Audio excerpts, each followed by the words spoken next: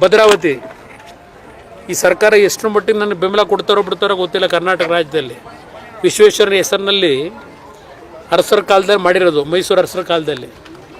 ಆ ಕಾರ್ಖಾನೆಗೂ ಇವತ್ತು ಜೀವ ಕೊಡ್ತಕ್ಕಂಥದ್ದಕ್ಕೆ ಈಗಾಗಲೇ ಪ್ರೋಸೆಸ್ ಪ್ರಾರಂಭ ಮಾಡಿದ್ದೀನಿ.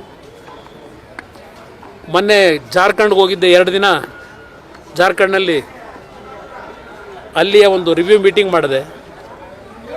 ಅಲ್ಲಿ ಬೊಕಾರೋ ಸ್ಟೀಲ್ ಪ್ಲ್ಯಾಂಟ್ಗೆ ಬೊಕಾರೋ ಸ್ಟೀಲ್ ಪ್ಲ್ಯಾಂಟ್ಗೆ 20,000 ಕೋಟಿ ಇನ್ವೆಸ್ಟ್ಮೆಂಟ್ ಮಾಡ್ತಾಯಿದ್ದೀವಿ ಬೊಕಾರೋದಲ್ಲಿ. ನೀವಿಲ್ಲಿ ನಮ್ಮನ್ನು ಯಾವ ಥರ ಉಪಯೋಗ ಕುಮಾರಸ್ವಾಮಿ ಕರ್ನಾಟಕಕ್ಕೆ ಬರ್ತಾನೆ ಅಂದರೆ ಒಟ್ಟು ನಾವು ನಿಮಗೆ ಯಾವ ನೈತಿಕತೆ ಇಟ್ಕೊಂಡಿದ್ರಿ ಚರ್ಚೆ ಮಾಡಲಿಕ್ಕೆ? ಅದರಿಂದ ಇಲಾಖಾವಾರು ಏನೇನು ಕೊಡಬೇಕು ಕೊಡ್ತಾರೆ ಇರ್ತಕ್ಕಂಥ ವ್ಯಾಪ್ತಿ ಒಳಗೆ, ಪರಿಮಿತಿ ಒಳಗೆ. ಅದರಿಂದ ನಾನು ಈ ರೀತಿಯ ಹೇಳಿಕೆಗಳಿಗೆ ಸೀಮಿತ ಮಾಡ್ಕೊಂಡು ಸಂಘರ್ಷ ಮಾಡ್ಕೊಂಡ್ರೆ ಏನೂ ಉಪಯೋಗ ಬರಲ್ಲ. ಇದನ್ನು ಅವ್ರಿಗೆ ಸ್ಪಷ್ಟವಾಗಿ ಹೇಳಲಿಕ್ಕೆ ಬಯಸ್ತೀನಿ. ಸರ್, ರಾಜ್ಯದಲ್ಲಿ